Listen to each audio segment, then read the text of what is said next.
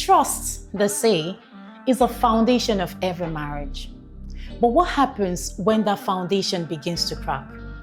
When one decision threatens to destroy everything built over the years?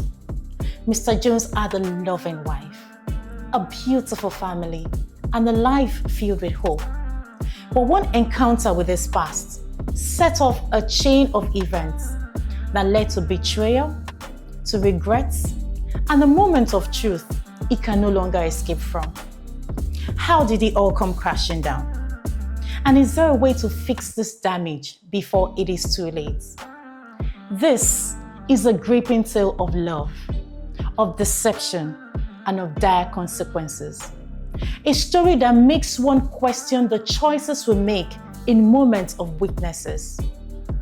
Stay with us as we unravel the emotional journey of Mr. Jones, a man torn between his past, his present, and a heartbreaking reality of what one mistake can cause.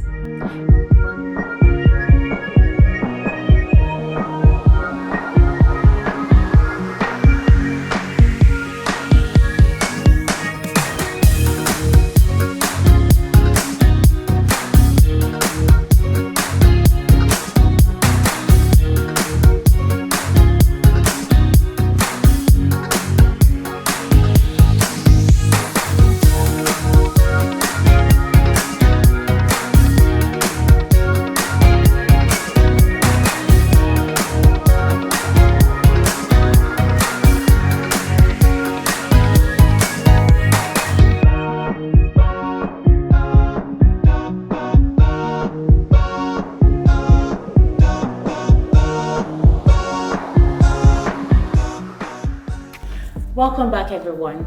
I remain your very humble host, Omolola Pearl Samuel, aka Lady Pearl, and welcome to the second edition of The Silent Killers of Marriage, where we will be discussing an intriguing story that I've titled The Exes Syndrome Part 2.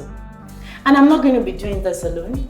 I have two wonderful, amazing guests with me in the house. To my right is my very own sister and friend, Mrs. Wumi Fagbola. She is a knowledgeable consultant who works to promote family unity. Thank you so much for coming to the studio today. Thank you very much for having me. It's a pleasure. It's a pleasure to be here. Thank you. We are honored to have you. And to my left is my amiable and amazing husband, Mr. Benjamin Samuel. Thank you. Nice to have you. Thanks for having me. I'm happy to be here. Yeah, so you're in good hands. We will be unraveling and unpacking the story together. First, let us go and watch the story and be right back into the studio to discuss. Don't touch that dial. It all started on that fateful day when I went to the bank to withdraw emergency funds a friend had sent me to cover my son's medical expenses. When I got there, I was told the account had gone dormant and I needed a valid ID to reactivate it. I didn't have one on me and I lost my temper, taking out my frustration on the cashier. The situation escalated and the branch manager had to step in. To my surprise, the manager turned out to be Susan, my ex-girlfriend. She was just as shocked to see me, especially in such a heated state.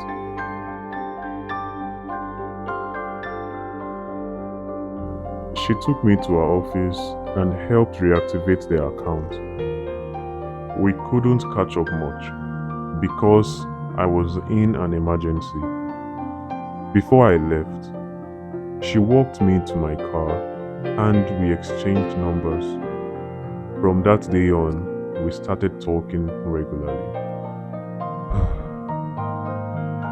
Susan and I used to be very close and shared a lot in common. So, reconnecting with her felt natural.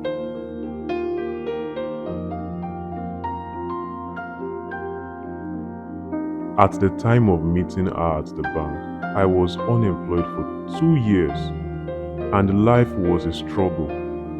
My wife, Ejiro, was the sole breadwinner, running a small tailoring business that barely kept the family afloat. To support her, I took on the role of handling deliveries and managing the day-to-day operations of the business. Despite the hardships, we had held onto hope for a better future. Through the struggle, my wife and I built a stronger bond together.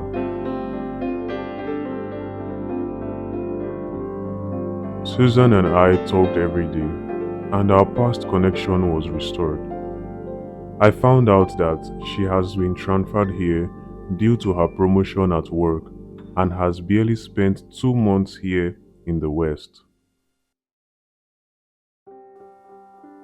With Susan's re-entry into my life, she offered to help me financially.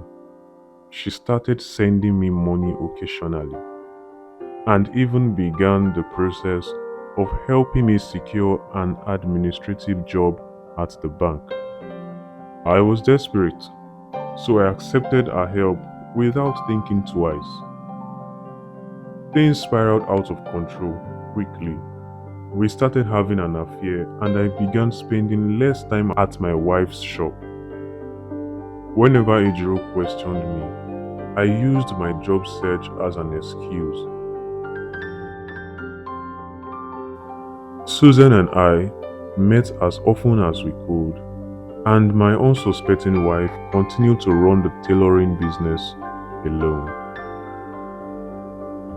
This went on for about 4 months. Ejiro began to notice some changes as I no longer asked her for money and even started giving her an allowance for the family's upkeep. When she questioned me about the source of the money, I brushed it off, claiming I made some business connections through a friend. Though she was uneasy, I reassured her that everything was fine. As Valentine's Day approached, Susan suggested we go away for the weekend to celebrate. I felt guilty about leaving my wife, so I suggested we just have a Valentine's lunch instead. Susan wasn't thrilled, but she agreed and made the reservations. On February 14th, Valentine's Day, I surprised Ejiro with a gift. Something I haven't done in years. She was touched, and I could feel the joy in her. Somehow, I felt like a man again, and hoped I could always make her happy. That afternoon, I left the house to meet Susan for our lunch date. We were enjoying ourselves, sipping wine, eating and laughing. In the beauty of the moment, I took a piece of cake to feed Susan. Suddenly, I heard a familiar voice call my name right in front of me. I looked up and froze. Standing before me was Ejiro and my 11-year-old son, Eden. The spoon I was holding fell from my hand, and I bowed my head in shame. Ejiro dropped the bag she was carrying and stormed out of the restaurant with our son without saying a word. This was followed by a deafening silence between Susan and I as my head kept spinning. After a few minutes, I gathered myself and picked up the bag Ejiro had dropped on the floor. Inside the bag was a beautifully wrapped Valentine's gift addressed to me, along with a heartfelt card. Overwhelmed with guilt, I left the restaurant without saying a word to Susan and spent the night sleeping in my car, unable to face my family. The next morning, I went home knowing Eden would already be in school. Ejiro was there, but she didn't say a word to me. I tried to explain myself, spinning lies to save the marriage, but she just listened in silence. When she finally spoke, her words cut deeper than anything I have ever felt. She told me she had closed the shop early to buy me a Valentine's gift. On our way back home, she saw my car parked outside the restaurant and thought I was planning a special surprise dinner for the family. So herself and Eden decided to give me a surprise appearance at the restaurant, but unfortunately, she got the shock of her life. She said all she wanted was the truth, but I couldn't bring myself to tell her. I was too afraid of how she would react. In my years of courtship and marriage to my wife, I never told her about Susan, so this made it more difficult for me. Ejiro gave me 30 minutes to come clean, and when I failed to do so, she packed her tailoring bag and left for the shop. 2 hours later, I received a message from her stating that unless I was ready to tell the truth, the marriage was over. As I speak to you, Ejiro and Eden, I don't know their whereabouts. Her shop has been locked and she is not answering my calls. I don't know what to do. Ejiro and my son had not been to the house in 5 days, so I decided it was time to come clean. I put a call through to Susan, asking her for a break. Susan took her time to listen to me, then she asked me to come over to her house. As soon as I got to Susan's place, she gave me an envelope. I opened it and alas, right in my hand was a medical report confirming Susan was 6 weeks pregnant. My jaw dropped and I sank onto the chair next to me. Everything was happening so fast and I was beginning to lose my mind. 1 minute I was trying to salvage my marriage. The next minute I'm faced with being called a new dad. I became furious and got into a heated argument with Susan. It seemed like she had it all planned out. In the heat of the argument, Susan bursted into tears. I then changed my strategy, seeing we were headed nowhere with the argument. I did everything to beg and persuade Susan to go for an abortion, but she insisted on keeping the pregnancy because according to her, this was her first time ever getting pregnant. Since becoming a woman, and nothing in the world will stop her from having the baby. She went on to say that she doesn't need my financial support, but I should be emotionally there for her baby. I walked out of the house more confused than I came. How do I begin to explain to my wife that I did not only cheat on her, but a child is on the way? How do I win my son's love and trust back?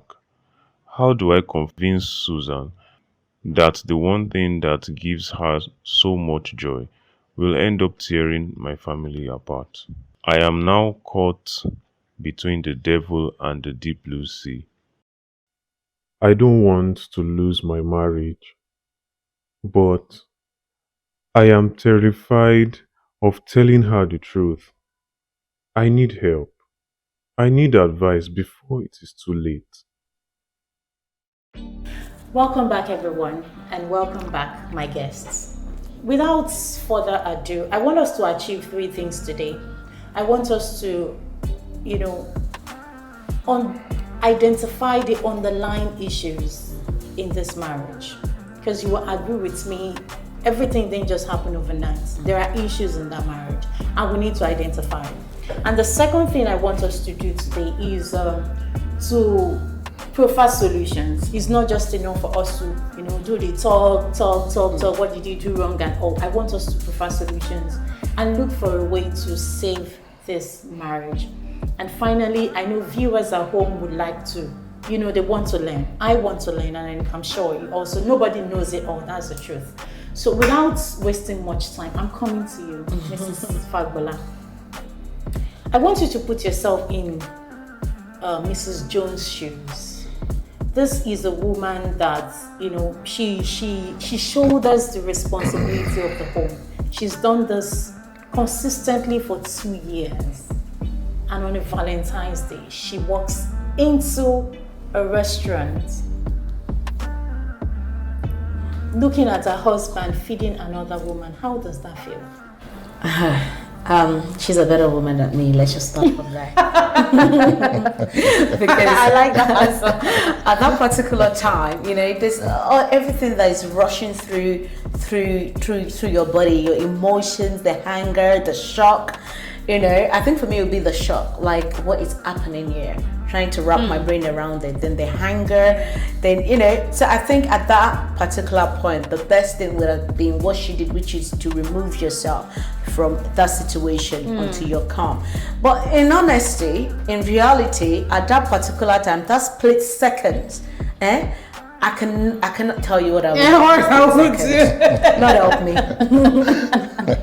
Honest, I think I totally agree. But for me, I think where I kind of have slight, opinion, which is a bit different from what you're saying, is that, okay, you just pop in, you get into the restaurant and you see your husband, like, okay, together with another woman. Before you react, before you do anything, you need to get your facts right. They could be colleagues, they could be friends, Facts? They could be, they could be family members. You don't even know. What facts? That's true. You're absolutely right. It's true. But for me, and my husband knows this, there's nowhere you would be with another woman, even man, without me, your wife, knowing. So the moment I don't know about who you're meeting or where you're going, then it does not matter who you're with at this particular point. Whatever you get, you're going to get. No. No, but that let me ask you: is it okay for a married man to be out there feeding another woman? Is that a standard, even if he's your colleague or something? I wouldn't call it feeding. They just like, okay, the way you just the way we watched it is not feeding. It's just like, okay, just had a bite, on Valentine's Day. Maybe it's not even the right. Okay, it's not just feeding, because you're making it sound like as if, okay, he's disabled, he can't feed by himself and things like that. No, they are just having fun. They are just, they're talking. Okay, so that's what I'm saying. Let's fun when I'm not there. Let's try to flip it. So you're saying if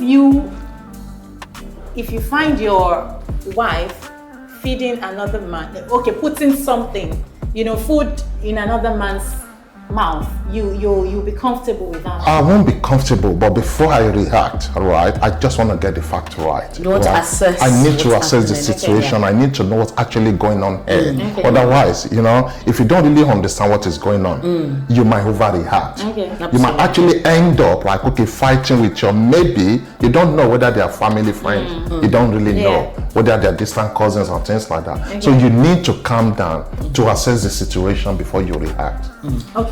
Okay, coming to you now, I agree with what you said now. But coming to you, can you, in your opinion, what can you say about the person of Mr. Jones? Okay. Because we need to, understand this man before we can, judge him or something. What can you say about him? Mr. Jones, before we crucify him, I'm just going to talk to you a little bit about him, right? This is the man, the weight of unemployment fell upon his shoulder, right? This is the man that, okay, as a man in the family, there is this expectation, okay, that you are, responsible to put food on the table, to provide for your family, to be the man of the house, not just for your presence alone.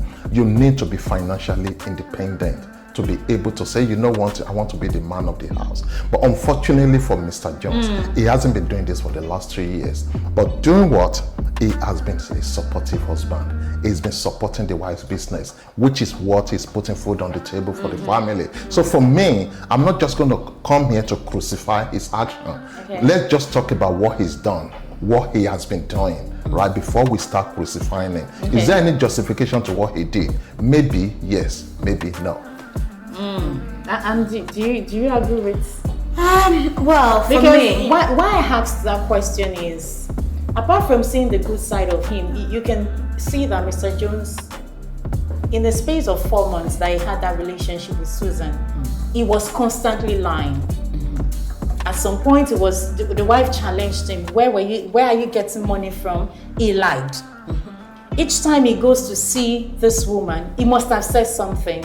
So I'm beginning to, create a kind of picture about him. He was talking constantly to Susan. Don't forget, he was having sex with her. A whole lot of things. Do you really think this man loves his wife? For me, that's where I'm going to. I think he's an an opportunist. That is a very good question, because when we're talking about love, yes, there will be hard times, financially, anything. But I believe in a home, in a marriage, any hardship should be the bond. That it should be something that will even bond the relationship stronger, not something that would break. So any hardship any hardship that breaks a family is not the hardship itself; it's the people themselves. It's the people. I like that. So financial hardship, yes, he seems like a very responsible guy. It seems like, but his hard times, he wants to provide for his family. Absolutely, looks like a responsible guy who was just looking for ways to provide for his family. But then when that ways now becomes something that will jeopardize your home, yeah. Then it's better off. The last 2 years, the way they've been living, they were living in peace, even though they had financial hardship. It's better to live in peace and be poor than to live in that. I'm sure that space of that 4 months alone, because to secrecy is not easy. Can we call him an opportunist? I wouldn't call him an opportunist. Why? Because Mr. Jones did not just wake up to say, okay, he wanted to cheat. Actually, he was very slow, in terms of his response to this lady. But don't forget the fact that he tried as much as possible to hide the affair slowly, not to protect his ego, right? But what he did, just because deep down in him, he loves his wife, he loves his family, but he knew the only source of income here is the ex. He was trying to hide it, not just maybe to deliberately hurt the wife, but just to.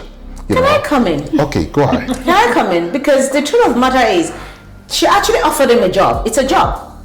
So if he cannot go home and said, honey, I got a job, I'm working, but this is what I'm working with. For now, we need the money. I have to be there. If you cannot do that in a marriage, then it's not responsible. Do you honestly? I think we want to agree that there's secrecy. The issue of secrecy in this marriage, which is not good. It's not healthy for any marriage. Do you honestly feel the wife would be happy, right? As soon as he got the job, to say, one thing, now I got a job, I'm working with my head. Do you think the wife will be comfortable? Let's be honest. Let's be honest, and I will. In a lot of time, I like to speak from my own with what I would do. I always say this: I prefer honesty above anything else, and I'm sure a lot of other women out there as well would prefer honesty above anything else. And I think it's that honesty part of it. See, you can be working with anybody in any position, but the moment that honest is not there, being honest is not there, even if your man is not even doing anything with the ex, a woman will automatically think you are. And this is where the honesty aspect. If you had come and say, honey, I'm working with so, and you're open, a woman would not even think you're doing something, because if you're doing something, you won't come home and tell in the first place. Do you know what happened to Mr. Jones? He was looking for comfort. He was looking for joy. He was looking for happiness. Outside his home. Okay, and that's but wrong. He found it in the wrong place. And you should not be looking outside his home in the first place. He was looking to put food on the table for the family. Don't forget, he has been a supportive husband over the last 2 years, supporting the business for the family. Now he's trying as much as possible to be the man of the house, right? So for me, I thought he could have done better, right, by being honest.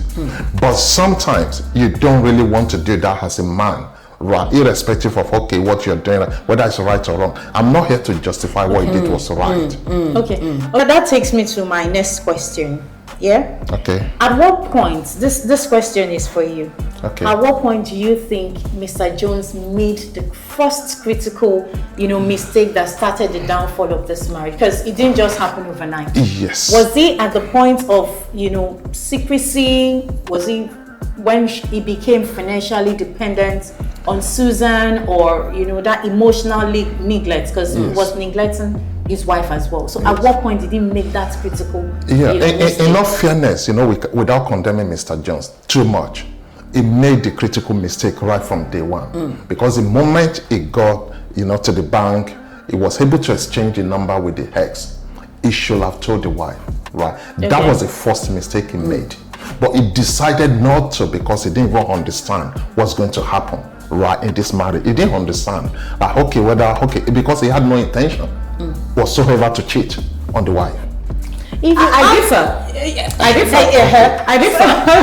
because what he did, like you said, you keep saying he didn't have the intention to cheat on the wife. That's true. Maybe he didn't have the intention to cheat physically, but the truth of the matter is, from the very first day he laid his eyes on the ex on the bank, the emotional affair already started. No, I disagree with that. Because the man was obviously looking for something for the family, right? So he was desperately looking for a job. He was looking for money. He was looking for comfort, right? So the fact that he met the ex, it doesn't mean, as a man, the last thing in your mind is just, I've come across my ex and the next thing is for me to start cheating. No, because he was still conscious of the fact that he's a married man.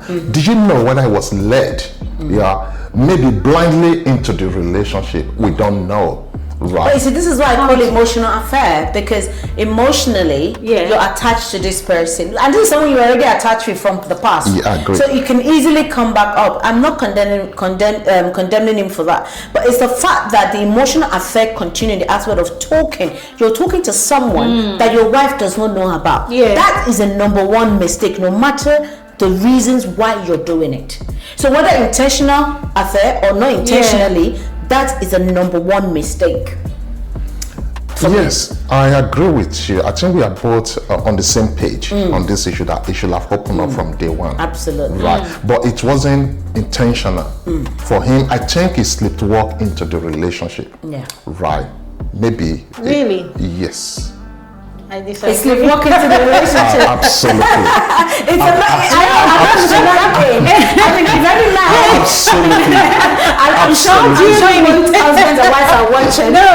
Comment. Maybe it's a man thing. Let me go a little bit further.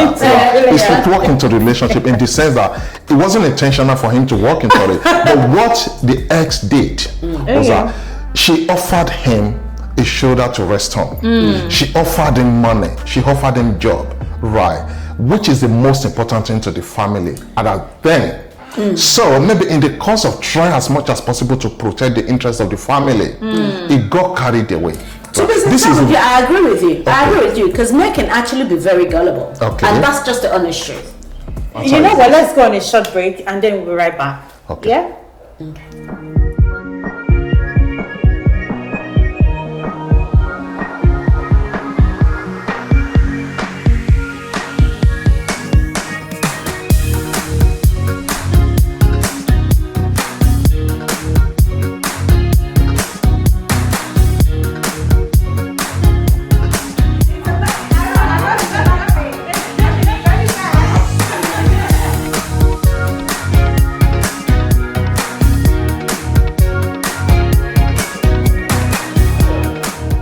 Welcome back, viewers, from that short break.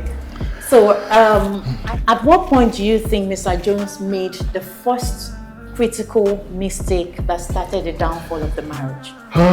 Was it when he started depending, at the point of financial dependence on Susan, or, secrecy or emotional neglect? At what point? I think that's a very beautiful question, actually. I think the moment he stopped sharing the information, or he refused to share the information with the wife, that he met with the ex at the bank, that was the first major mistake he made. Right. Okay. So for me, this is avoidable, right? He should have come clean to say to the wife, one thing, I reconnected with my ex at the bank today, and this is what actually happened between us, blah, blah, blah. Okay. But this is where maybe emotionally it wasn't in the right frame of mind. He wasn't expecting it. He did not plan. Like I said before, and I'm going to say it again, he sleepwalked into the relationship, right? And emotional infidelity begins when, this is very important. When Oh God.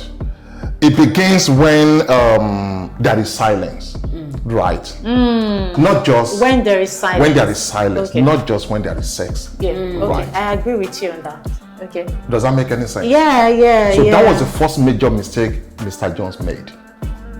If that makes sense. Secrecy, silence. These are killers of marriage. These are killers of marriage. Would you agree with Absolutely. Communication. that? Communication. Yeah. Absolutely. Yeah. Okay. And let me come over to you because we've talked so much about Mr. Jones, the person of Susan. Yeah. The person. What really caught my attention was the part where she said, "I don't need your financial support," and you don't even. Okay, I don't need your financial support. Yeah. Do you think, in your own opinion, is this a genuine request or a manipulative tactics? No. The likes of Susan are plenty out there. So ladies, keep your man. The likes of Susan are plenty out there. Financially, she's okay, but emotionally, everybody needs love. Everybody wants love, no matter how successful you are. And especially when you're a career woman, it affects the relationships you have. So financially, she's fine, but she wants someone emotionally. So that request that she's asking is very correct. And you know what? I do agree that the man sleepwalked into it, because that was Susan's plan all along. She wanted that. She enjoyed the attention, the emotional support. That's what she's longing for. So it's complete. It doesn't matter if the man has 10 wives already. It does not matter. So, when you said the man slipped what? It wasn't his intentional. Yeah, it wasn't intentional from the beginning. But again, the likes of Susan are plenty out there. So men have to discern and be careful and see it for what it is. And that's why communication with your wife is really important. I think what Susan did, I agree with some of what she just said. Susan was just like, okay, she calculated her tent, right, to win the man to his side. Just how did she do that? She knew the man was financially, struggling, right? And she believed the only way I can win this man back to my side, even though she knew right from day one that he was a married man, but he wanted him based on their previous relationship. And he believed, okay, one thing, it's a very good opportunity for me now to catch up to my ex, irrespective of the father, whether he's married or not. Absolutely. Right? So it was a calculated intimacy. Okay. I mean, she might still be in love with him from the past. She might still be, we see situations I like agree that. with you. But I like the point you raised about financial hardship. Anybody could find themselves in that situation. Absolutely. That's the truth. But which brings me to my next question: how should couples handle financial hardship in a way that strengthens and not, threatens the bond? I give it to Mrs. Jones. She held the family, so well. But Mr. Jones dropped the ball. It's simple. I would say, what would you say? How should if I can couples answer that question, because it's about being open. Yes, absolutely. It's about being open. Like you said, Mrs. Jones was open about the financial state all along. Even the husband was. So when the husband's financial status changed, it should have been open. I like that. Yeah. And that's where the problem lies. But don't you think, I believe he should have opened, right, to the wife to say, you know what, this is where the money is coming from. But my fear now for Mr. Jones is because he doesn't want to hurt the wife emotionally, knowing that, okay, how could I tell my wife I'm getting money from my ex, right? It's difficult. He found himself in a difficult situation. Absolutely. As much as he wanted to support the family financially, he wanted to be there, but he just couldn't open up to the wife to say, this is where the money is coming from. I'm a man. It's a very difficult, issue. And I respect that you've said that. Yeah. And again, I'm not going to speak for every woman, because I know we all think differently. But in this case, like you've said, that's what a man would think, because that's what a man would do, because they're thinking of it that way. How can I tell my wife this? How will she react? But I can say most women, I don't know if you agree with me or not, would prefer the man to say, this is what I'm doing. This is what I'm up to. And this is the difference when we're talking about men and women.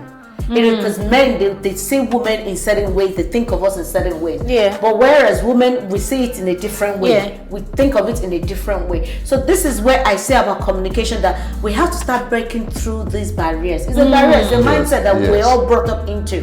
We have to start changing these barriers. What you're saying, sir, is absolutely correct. But how to break that barrier is, you know what, this is my wife, this is my other part, this is what completed me. So you know what, whether she will not like it, whether she will be upset, whether she will be angry, let me take on that burden. But do you know that at times you want to be honest, you want to share the truth with your wife, you just want to be open, but you know your wife is not emotionally there to accept the truth or to process the truth. That might be difficult for the wife to take. I am not speaking for the man here, but my concern now, it could be, okay, I want to tell the truth. Can my wife mental state? Some women cannot handle the truth. Exactly. Can my wife truly handle the truth? Maybe this is where the man is coming from. This is what I said. For men and women, for spousal relationship in a marriage, communication is the major problem. Because this is part of communication. You know, okay, even though I'm not liking what I'm hearing, how do I react based on it? Yes. If you cannot control your emotion, if a couples cannot have conversation, difficult conversation and know how to handle the situation, this is what happens. And this is why I said it's a major problem in marriage. This is how they call it inconsiderable, irreconcilable differences. That's what it is. It's just because we cannot communicate effectively. Like you said, sir, you already know my wife. I say, all hell no. So it's better I keep it. And it's true, some women, small things overreact. Blow it out of proportion. So how can you communicate effectively if you cannot come to the middle and say, you know what, I will hear you, I will control my emotion. How can we solve it? Where do we go from here? And this is why I said communication is the major breakdown in marriages, in homes. Okay. So maybe then another thing, before the next question, you know, the man could be trying, is trying to protect the wife's interest by not even telling her. Absolutely. Like, okay, my wife might not be able to handle the truth. She might break down emotionally. I think from what I'm getting from both of you now, we kind of want to say there is love in the marriage. There's genuine love in the marriage. Yes, absolutely. Because weighing it from both sides, it looks as if both of them, you know, they really care about, it's just the circumstance they found themselves. But that brings me to my next question, and I'm coming to you, Mrs. Fabra. Do you think that there's something worth fighting for here? Having hold your thoughts. So I'm ready to fire. What you know so far now is that I saw my husband feeding somebody, you know, that is strange or something, but he's coming to you, he's telling you there's a baby on the way. This lady I was feeding, there's actually something. She is my ex. There's a baby on the way. There is a new family and something. Do you think there is something worth fighting for? And before you answer that question, I want you to put into consideration there is a child. That's the very sticky situation. You put me in a sticky situation, because if a child was not involved and it's just I stepped out because of this and that, and then you come home, and after I found you in the restaurant, and then you come home and you sat me down, and because at that point I just want to know the truth.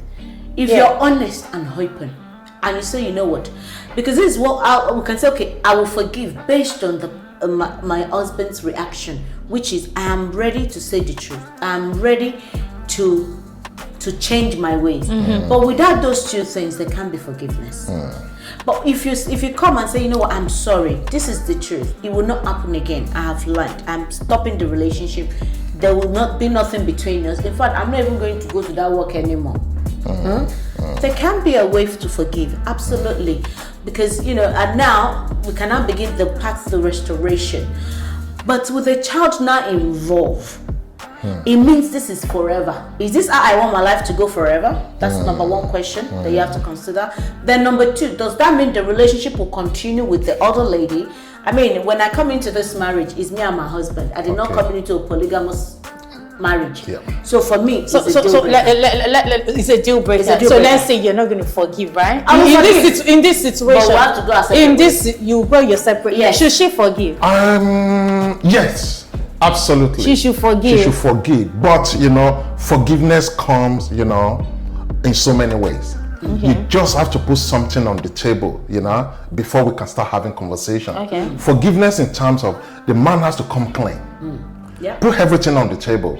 I messed up because without, before you are asking for reconciliation, there has to be true, what is it called again? You have to put everything on the table. Yeah. Genuinely. You just have to start from day one. Tell the wife everything that happened. Thank you. How you got Because as we trouble. speak, the wife does not even know anything. Yes. Absolutely. Okay. So Which the woman is asking for the truth. So once you are able to share the honest and the bitter truth, Okay. right, you can now start asking for forgiveness. So forgiveness in terms of, okay, this is what happened. I am truly sorry. I have messed the family up as the head of the family in the course of looking maybe for daily bread for the family. Yeah. I got myself into trouble. Yeah. Then this is what happened. Maybe I'm the one now asking for forgiveness. You have to be truthful. Put everything on the table. Then after that, then there might be consequences. In terms of, when you are being honest, there might be consequences. What am I saying? Possibility of separation, possibility of divorce. So you just have to prepare yourself. Be ready for the worst. whatever happens. Right. So worst case scenario, they both go their different ways. But once everything is in the open, then you can now start thinking about what is the next step. What is the next step? You confess that there's a child on the way. My wife, this is what happened. This is my plan with Susan. This is my plan with the yet unborn baby, because she's not ready, to let go of the baby. Can I even add to that? Before Mr. Jones even know there's a baby involved, after the wife found them in the restaurant and she went home, after he went back on, I don't know if anybody caught this. He didn't call Susan to break up the relationship. No. This is even before he found out about the child. No. So when you say It took him when you say he sleepwalked into the relationship, it looks like he's enjoying something. Absolutely. And he wasn't ready. Absolutely. Because if he had broken the relationship up at that I like that, yeah. even with the child not coming in, it's workable. But the fact was, even during that time, those few days, you didn't break it up. You didn't. And you even called Susan, meaning emotionally, he is attached with this lady. I wouldn't say that, because by the time he went back home, right, back to Susan to end the relationship with Susan, Susan now broke the bad news. But he didn't have to go to her house. Yeah. They were talking on the phone. They were talking on the phone. Okay, so Susan invited him over. Yeah. But that's after Susan he had was- called Susan. Yeah, but Susan and there was a Susan was waiting space for the of right 5 time. days. Exactly. She was waiting for the right time to break the nails. Right, to say. I don't believe that. If you want to break this is what I'm saying. Emotionally, he is attached with Yeah. Susan, because So he the kind of makes moment it your difficult. wife found you in that restaurant, your wife should not even get home before you if you're truly sorry. Yes. I I agree like- with you. But I like that. There's And a if very, it's for a woman, like that. that will be at the back of her head for Yes. the rest of her life. But don't forget one thing. You cannot have your cake. You cannot eat your cake and have it at the same time. But this is what happened.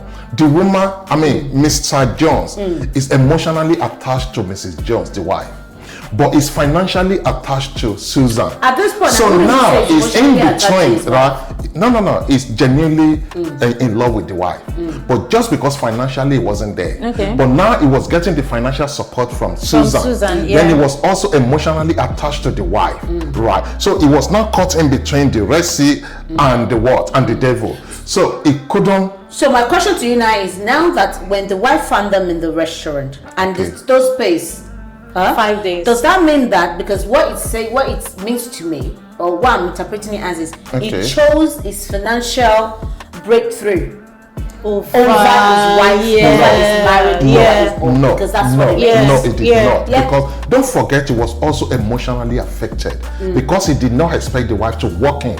But now into the he restaurant. How was he now she affected? has. He was affected, obviously, Of course, because now that's he's his torn. wife. That's his wife. But if it was, then that would have been the breaking point to say, I don't want to lose my. Then don't forget, don't forget. And then when he it went wasn't back just home- only the wife that came into the restaurant. The Also son. the son. Absolutely. So now the man is broken. That I agree. But that should have been the It's- breaking point for him to say, you know what? my wife, my home is more important to me than any financial breakthrough. Absolutely, I agree with you. Don't forget, Mr. Jones was confused. That's why I said he's emotionally attached. He wasn't there. Okay, No. Okay, so let's do this. Okay. He is emotionally attached to Susan. He is financially attached to emotionally attached. You believe he's attached emotionally to the wife. To the wife and the Financially attached to Susan. Yes. Okay. So where should he go from here? What do you think should happen? Now, for me, what should happen now for Mr. Jones? Put everything on the table. You have to be honest. With himself first. Absolutely. He has to be honest with himself. Then ask himself, what do I really want? He needs to ask himself, what because do I want? I agree with what she said. 5 days is nothing. 5 days is not enough, to arrive at the right conclusion. Okay, let me now put because this. Emotions are everywhere. You're absolutely right. But then that 5 days for the wife, was he thinking about his wife's emotions at all? We don't know what he was thinking about, but it was all over the place. Yeah, but he clearly wasn't. No, he was confused because he knew that this marriage was about to break. Absolutely. So now he didn't really know what to do. And he went back to Susan. He needs to go back to Susan. Just even if I'm going to end the relationship with you, to sort things out. I have to come to you. It's not a matter of picking up the phone to talk to you anymore. Let me come to you because my home is on the verge of breaking down. So now what I need to do now, I need to have a face-to-face discussion with you to say, you know one thing, I need to end this with you so that I can go back home. Right. So that's what he's trying to do. That was when he found out that now there's even more trouble. There's a baby on the way. Okay, so in your whole opinion, Mr. Jones should come clean. He should, absolutely. Not only coming clean, he should be truthful to himself. Truthful, yes. What do I really want? Yes, absolutely. Okay, we've established that. And the third thing is, do you think Mrs. Jones, because earlier we've established that there is actually true love between them. Yes. Do you think she should forgive? Oh yes, absolutely. You just have to forgive your husband, right? He messed up, but it's coming back home like a prodigal son. He messed up and said, okay, my wife, I messed up, I'm sorry, forgive me. So I think the wife should forgive him for completely. But I like, but you said there will be consequences. There will be consequences, but she should forgive. Okay. So I just want to, flip the table. Okay. Turn the table around. Okay. Mrs. Jones, you find Mrs. Jones in a restaurant on a Valentine's Day, not just any other day. Okay. On a Valentine's Day, putting food in another man's mouth, and then she comes back home. For 5 days, you leave the house. Then you come back after 5 days. She's telling you, oh, I'm pregnant. I'm carrying someone else's baby, and then please accept me back. And then she comes clean. I love that laugh. And she comes clean because you've advised she should come clean. Okay. She should be truthful to herself. So she has taken 5 days. She has thought about it. She wants you. She genuinely wants you, but she has the baby. Would you accept her back? No, would you forgive? This is will you forgive her? This is $1 million question. It is not. Because what you are saying now, my wife is actually carrying another man's child, and you're asking me to forgive. This is a tough call. So it's two things. One is to forgive. You could forgive and go separate ways. Like, I forgive them, we are cool, we talk, and that's not where I'm going to. Yeah. Forgive and you accept her back. That's tough.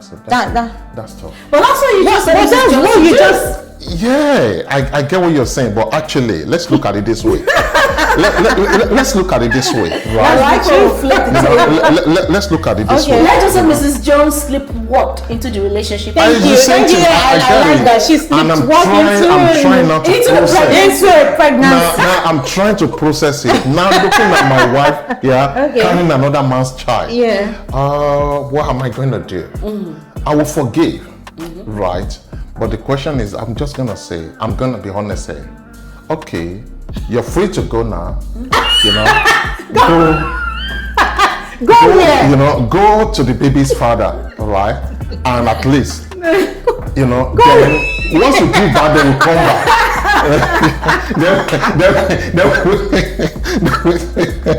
Go here. then we have a conversation. Right? Then we come back to talk. Just go and give birth in peace, right? Because now I'm concerned about you. I'm concerned about the pregnancy. So you just go look after yourself. Look after the baby. She should look at. Why can't she look now? The priority is on you and the baby. so I'm not gonna have any more stress. Right, just go. What stress? Go to the baby. She needs your love. She has thought over it. No. You still and it's you she wants. You still need the financial and you need her for well. financial support. Leave the financial wait.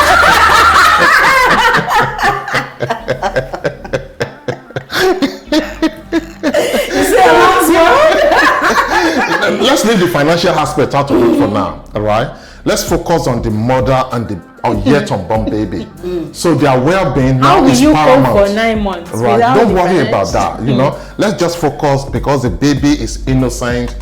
So let's just focus on the pregnancy for now. And so that's for me. So will I forgive my wife for carrying another man's child? I will say yes. But once the baby is born, then we can come back and talk. So where will the baby go after 9 months? No, then when we get there, we'll cross we'll cross it together. Okay. So are you saying now, for a man, it's a different It's not different. It's not a different ball game. It's not. But I'm just saying, what happened here is it's tricky. Let's be honest. Yeah, it's tricky. But I'm just trying to put myself, okay, as a man, my wife is pregnant for another man. So living together in my own house is gonna be difficult. I'm not gonna lie to you. It's gonna be difficult. So, but what I would advise my wife to do is, okay, I've said it before and I'm gonna say it again. Jokes apart, let's focus on you for the next 9 months for now. Let's just everybody should just calm down. Give birth to the baby, then we'll revisit. You know what? I like what you said. Okay. There's one point you made there. Okay. Now, back to Mrs. Jones now. Because she's carrying, let's just say in this scenario that you've just said now, the woman is carrying the child. So because she's carrying the child, let's settle down for 9 months, let's see what happens and then come back. Okay. So for Mrs. Jones now, in the actual story that we're looking at, real life story we're looking at, another woman carrying your husband's child for 9 months. The man has to be there emotionally, physically, through why they go for scans, why they go for this, why they go for that. It's an heartbreaking thing for a woman. Yeah, it is. But from my understanding, so when we're saying forgiveness and let's two stay together, it's the same thing as what you just said. Susan doesn't actually want the man back. Yeah, but he has to be there emotionally for the child. Yeah, but he has to be there emotionally for the child. Which means birth, which means scans, which means for me, what I would do as a man. Because you can't abandon her for 9 months. No. What I would do as a man, I would need now to bring my wife. Now, like I said, the man has messed up. I need to bring my wife. Okay, I need now to keep my wife regularly updated. Right, okay, this is the next step. This is what is happening now. Susan wants me to do this. Okay, she's got this appointment, things like that. Until the baby is born. But I'm going to be open with my wife. I'm going to be emotionally attached to the baby. Then I will obviously end the relationship with Susan because I need to go back home. I like that. I need to save my mind. So when it's flipped, it should also be the same. It should be the same. It should be the same. It should be the same. And that's where I'm going to. I think we've agreed on something. Yes. The standard should be the same. It should. Okay. Whether it's a man or it's a woman. You can't be preaching forgiveness as a man. And then when it's your turn, when you put yourself in that shoes, you're able to dish out, give out that forgiveness. And so that's where that's what brings me to my next question. Okay. We've agreed she should forgive. Okay. We've agreed, Mr. Jones, please be truthful to yourself. Because even for us here, we can't decide where you stand. Is it with where you are getting emotional support or where you're getting, financial support? You need to be truthful to yourself. And you need to come clean. Yep. Whatever you just take your time, have a rethink about everything and about the future and about the son, your son Eden. He is caught in the middle. You need to think about his emotional, well-being as well. But that leads me to my next question. If we have agreed that he should come clean, these days, what are the boundaries that must be in place? Okay, Because for me, even after the child is born, either ways, whether it's the man or the child is born, after 9 months, we want to come back, we want to talk, there should be some boundaries that will be in place to make it work. Okay. What are the boundaries? I think you mentioned it earlier. I think actually. the boundaries, there shouldn't be any emotional contact between Susan and Mr. Jones. So for me, this is one of the boundaries we actually need to put in place. There should be communication barrier as well between Susan and Mr. Jones. What do I mean by that? They need to start thinking about, okay, once the baby is born, let's plan about the welfare of the baby. Then we should both completely forget about the relationship. Absolutely. So Just we need to move on. co-parenting. That's And like what. you said earlier, Mrs. Yeah. Jones must be carried along the way. Yes. So for me, now going forward, so another boundary I can actually think of, maybe Mr. Jones should actually put in place that, okay, they should look for a way or like a mediator, right, to come in between both of them so that they can start thinking about the welfare of this new baby, right, rather than, okay, because before you know it, if care is not taken, Susan will be pregnant again. If care is not taken. Yeah. So now there should be a mediator, and at the same time, the most important thing here, Susan should be brought. I mean, Mrs. Jones should be carried along All the way. All the way. Okay, I'm having a contact with my new baby tomorrow. Being open. Yeah, it has to be open. Absolutely. Because it messed up Absolute, before. yeah. It doesn't want that to happen again. Absolutely. If care is not taken, because the communication was actually the problem in the first place. But now he has to avoid it from happening Absolutely. again. So he has to now bring the wife Okay. into the picture. Say, okay, this is the next step. This is what's going to happen with the baby and things like that. I think for me, I'm just being honest here. Okay, which is good. I But like can I that. just add to that? Because in all of this scenario, we haven't actually touched on Mrs. Jones fully. Okay. Okay. Putting her own emotions, because now there's a child now involved.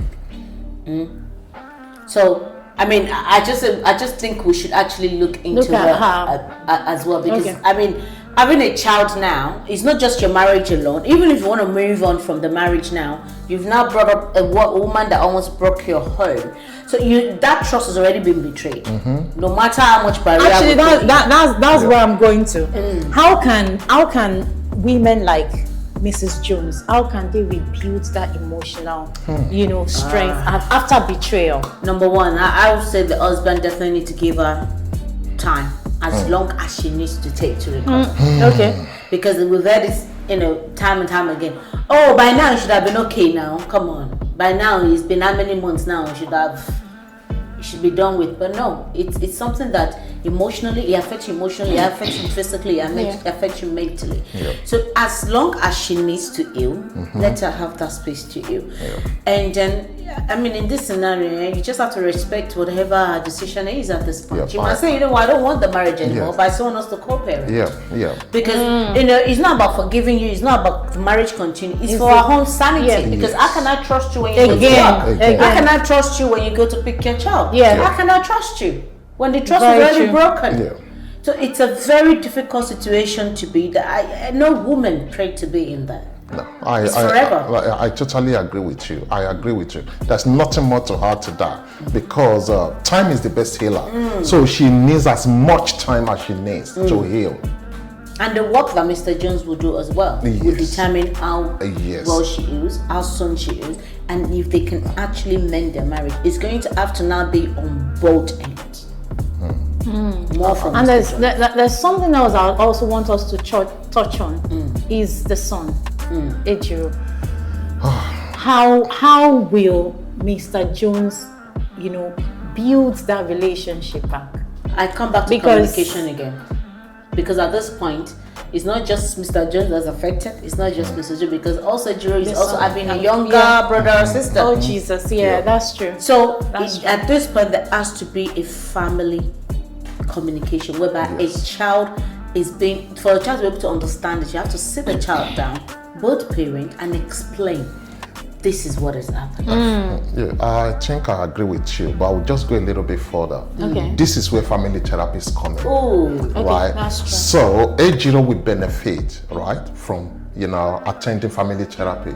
Absolutely. Right. So, and the entire family, they will need to, even the yet unborn baby, it needs to be told that okay, you have a brother or a sister on the way. Right. So this is where, so everybody can heal together, right? But it's gonna take a long time. Yeah. It's not gonna happen overnight. Yeah. But I believe with family therapy, so everybody will take their time to heal. Most especially because we have to look at the emotional, trauma this boy is going through. Yeah. Seeing your dad feeding another woman in a restaurant is a trauma on Can't its even own. understand It it. can't understand. Yeah. It can't understand. Then looking at his mom reaction at the same time, then for 5 days they've been away from home. Absolutely. So for me, the boy is going through a lot of trauma. So they need a lot of rebuilding to do together as a family. I'm really glad you touched on that, because as Africans, I just want to put that out there. Or as human beings, sometimes you say, it's a child does not understand. Yes. It's a trauma, like a child might not understand. But when a child is hurt, when there's a trauma, that trauma stays with them into Forever. adulthood. Yeah. Yes. And that's why that Very family true. therapist is very, very important. Not just say it's a child. The child does not understand. Then even the baby in the womb can feel. Yes. So I'm glad you touched on that, because it's something that is not so common within our community. When it comes to, even as Mr. Jones and Mrs. Jones in real life, they also need counseling. Yeah, they Yes. do. They need Yes. therapists, and they need family therapists to involve the child. Even if possible, even have a family therapist and that involves Susan and the baby. To be able to of course. because you have birthdays, you have to know your child has to be involved. So I think that's what we need to start emphasizing on. These things do happen. There's no solution. No. From financial hardship, they've gone into what? Even a bigger hardship. A bigger hardship, yes. So it's something that a lot of families are going through. A lot of families will still go through. But the main point that I just want us to agree on before we leave today is that whatever situation we find ourselves as a home, in a marriage, that a family therapist, couple therapy, it's really important. It helps with our communication as well. That's the solution in any situation. Yes, I totally agree with you. Then one thing I think I should add today is like, husband and wife, couples generally, they should learn to have difficult conversations, no matter how bad. Difficult conversations, right? If this man had opened up from day one, he wouldn't have found himself in this situation, right? So it's quite important, right? Yes, truth hurts, but put it out there, then see what happens. The truth. Yes. I like that point, and I think it's safe to say we have tried. Honestly, we can't touch on everything, but we have tried. We've touched on so many points, on Susan's hand, Jones, and Ejiro, the son, as well. And I like several points we've made. Truth, because I like your final thoughts there. Truth. It might be difficult, but put the truth out there, because in the first place, that was the only thing Mrs. Jones asked for. Yes. Tell me the truth, and let's resolve this once and for all. But it still held back the truth. So please, viewers, there is nothing like let me just say something to save the day. If it's not the truth, it is not the truth. Please say the truth. Please be open to your partner. Please be be truthful to yourself as well. Be truthful to yourself as well.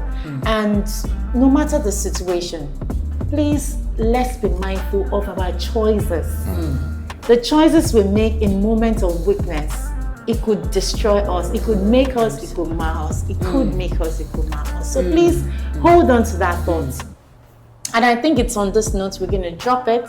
We're going to end this episode. Please like, please share. Let's keep the conversation going. Comments down in the comment section. Please like, share. Let's keep the conversation going. We don't know it all. If you feel there are some points we've not touched on, you have contrary views or opinion, let's keep the conversation going. Share your thoughts, and yes, we can always advise Mr. Jones. We want to keep this marriage, we want to save this marriage, and we can all do it together.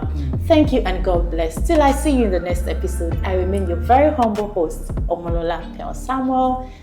Goodbye and God bless.